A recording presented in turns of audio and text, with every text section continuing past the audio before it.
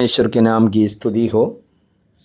आज का मनन के लिए पहला कुरिन्थियों 7वां अध्याय 36 से लेकर 40 पदों से हम लोग विचार करेंगे।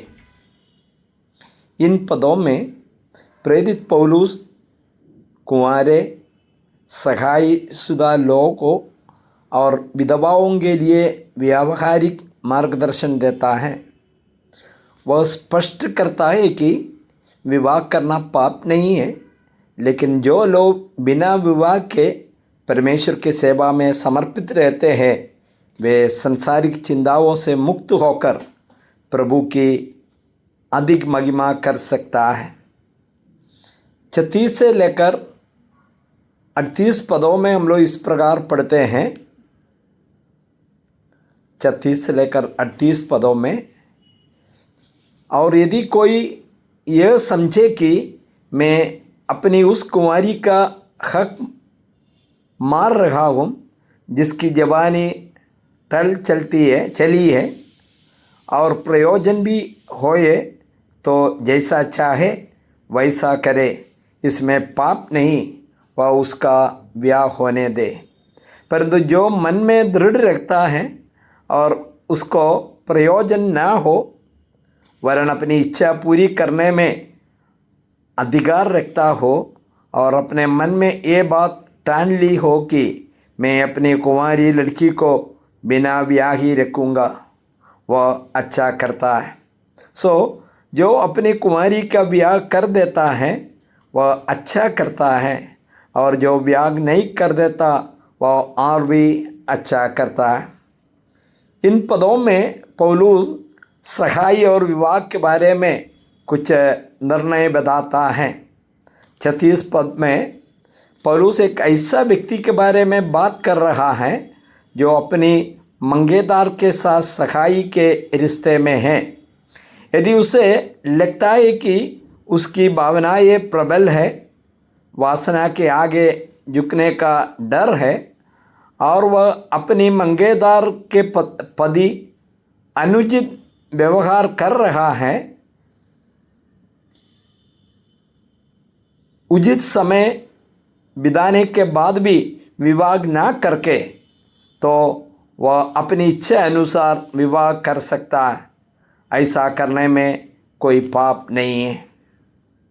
इसके बाद 37 और 38 पदों में पौलुस कहते हैं, इसके विपरीत यदि कोई व्यक्ति आत्मनियंत्रण रखता है, अपनी वासना पर काबू पा लेता है और अपने दृढ़ता से यह निर्णय लिया कि वह अविवाहित रहकर परमेश्वर की सेवा करेगा, तो वह और भी अच्छा करता है। विवाह करना अच्छा है, लेकिन विवाह ना करना सांसारिक बंधनों से मुक्त होकर प्रभु की सेवा करने के लिए श्रेष्ठ विकल्प है। इसके बाद 39 पदों में पौलुस ने कहता है, जब तक किसी स्त्री का पति जीवित रहता है तब तक वह उसे बंधी हुई है, परंतु जब उसका पति मर जाए तो जिससे चाहे विवाह कर सकती है, परंतु केवल प्रभु में। इन भागों में पौलुस का कहना ये कि विवाह जीवन भर का बंधन है। जब तक पति जीवित है, पत्नी कानून और परमेश्वर की दृष्टि में उस विवाह से बंधी हुई है। यदि पति की मृत्यु हो जाती है तो वह स्त्री स्वतंत्र है। वह किसी अन्य पुरुष से विवाह कर सकती है, लेकिन एक शर्त के साथ, प्रभु में ही, मतलब केवल एक मसीह विश्वासी से ही उसका शादी होना चाहिए। और 40वां पद में पौलुस बताता है, परंतु जैसी है यदि वैसे ही रहे तो मेरे विचार में और भी धन्य है, और मैं समझता हूँ कि परमेश्वर की आत्मा मुझ में है। यहाँ पर पौलुस क्या कहते हैं? 40वां पद में पौलुस का एक व्यक्तिगत परामर्श दे रहा है। उन्होंने कह रहा, अपनी व्यक्तिगत सलाह देते हुए कहता है कि यदि विधवा स्त्री विवाह ना करे और अकेली रहे तो वह अधिक सुखी रहेगी।